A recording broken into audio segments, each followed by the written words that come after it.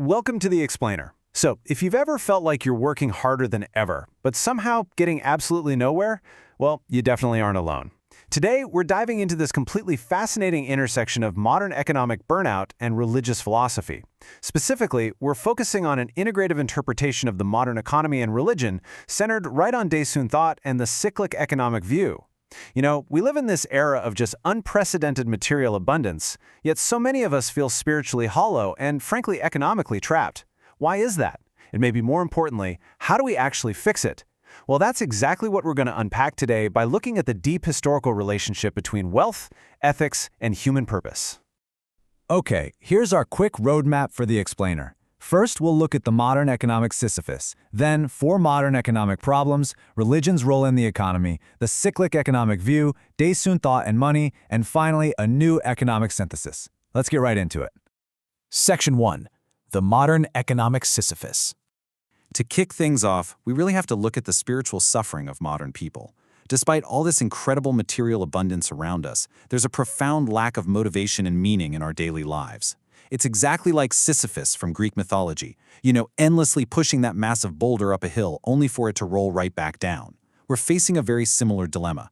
We're stuck in these rigid modern frameworks, whether that's a hyper-focus on raw individual liberty or strict utility, that act as this linear cycle we just cannot escape on our own. We keep pushing the economic boulder, but spiritual and ethical fulfillment, it just keeps slipping away. We desperately need a way to restore a virtuous cycle where ethics actually develop the economy rather than conflict with it. Moving on to Section 2. Four modern economic problems. Now, this isn't just some vague feeling of burnout. There's actually a distinct architecture to our modern problems. Notice how these crises map perfectly across two intersecting axes, the individual versus the community, and the economy versus ethics. Look at the individual level first. Economically, we're seeing a complete collapse of motivation, right? Even with all this material wealth. And ethically, individual economic activity has become completely detached from moral judgment, which leaves a dangerous moral vacuum. Then, look at the community level. Economically, we're trapped in this endless historical clash of capitalist versus communist systems. And ethically, our community drive for economic development is constantly colliding with environmental conservation, creating the massive environmental crisis we see today. So, what's the core issue tying all those quadrants together? It's a breakdown in flow. Think of money and resources in an economy like blood circulating in the human body. If the circulation stops, the system dies. In our highly connected digital age, a paralysis in circulation, whether that's a virus collapsing a global network or a total ethical vacuum stalling our systems, has massive, absolutely unprecedented repercussions. We're hyperconnected technologically for sure, yet we're almost entirely paralyzed when it comes to the healthy circulation of ethics and resources. Section 3. Religion's role in the economy. Historically, we have to ask ourselves, how have different philosophies actually tried to address these deep economic inequalities and structural problems? Well, as the sociologist Max Weber noted, world religions originally emerged to justify or address the inequalities brought about by the economy. But look at how historically fragmented these views have been. Weber saw religion, specifically the Protestant ethic, as the driving force of capitalism, but he warned that its linear, rational progression creates this inescapable iron cage. Karl Marx, on the other hand, saw things unidirectionally in the exact opposite way, viewing religion merely as a superstructure built on top of the economic base. But Friedrich Nietzsche? He began hinting at something entirely different, a cyclic worldview of the divine and an economy of the emotions through his concept of eternal recurrence. This historical divergence gets even clearer when we compare Eastern and Western thoughts side by side. Western religion has often been characterized by a pretty sharp conflict between the individual and the community, and a tension between reason and faith. This is where concepts like the doctrine of predestination ultimately fueled the spirit of capitalism. Conversely, Eastern religions have largely taken a communitarian approach. They prioritize natural circulation and ethics, really seeking a harmony between transcending the world and just managing the everyday economy. Eastern philosophies really emphasize this organic whole. In fact, it might actually surprise you to learn that in Confucianism, the very word for economy is an abbreviation for a phrase that literally means governing the world and relieving the people. Isn't that wild? Buddhism emphasizes a balance between production and distribution, while Taoism focuses heavily on natural circulation and the organic relationship between the individual and the collective. But here's the catch. Left isolated, none of these past frameworks completely solve our modern, highly complex global crisis. Which brings us to Section 4. The cyclic economic view. This is a pivotal concept that synthesizes those historical perspectives we just talked about, and it actually offers a concrete way out of our modern Sisyphus dilemma.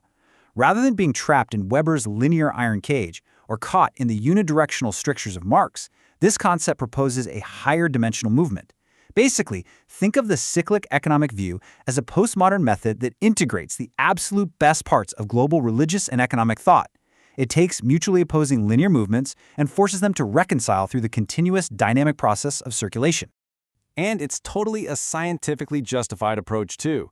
Just as Einstein relativized linear Newtonian physics through the geometry of the circle and curves, the cyclic economic view utilizes circulation as a fundamental natural principle. When you apply this to human society, this macro-level circulation cures those massive systemic economic crises we mentioned earlier.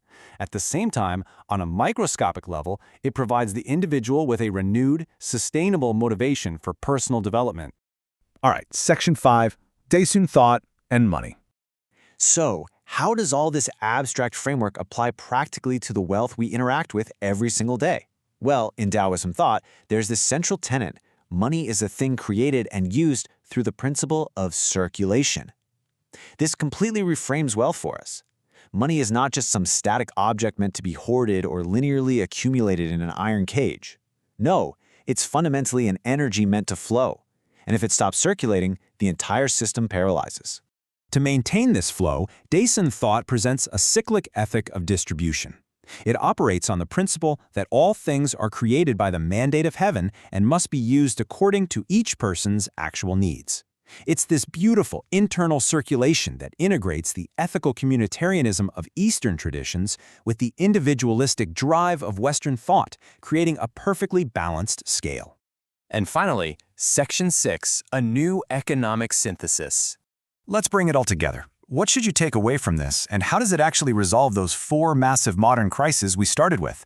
Well, because the individual and the community, as well as the economy and ethics, are put back into a flowing, circulatory relationship, this cyclic method offers a unified, integrative solution.